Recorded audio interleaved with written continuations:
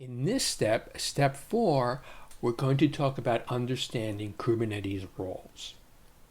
And a role is a formal API object, and the purpose of a role is to associate one or many operations to one or many resources. And in this scenario, we're going to have a role named PDS viewer. That's the name of the role. And under Kubernetes, we can actually name roles. And you'll see that when we create the manifests.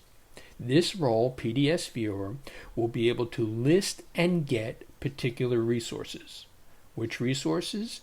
The resources that PDS viewer can get and list are pod, deployment, and service.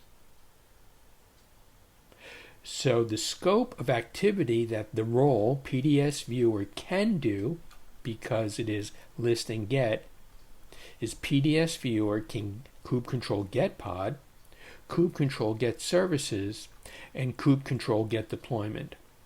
What the role PDS viewer cannot do is kube control delete pods, kube control expose deployment, or kube control delete a service.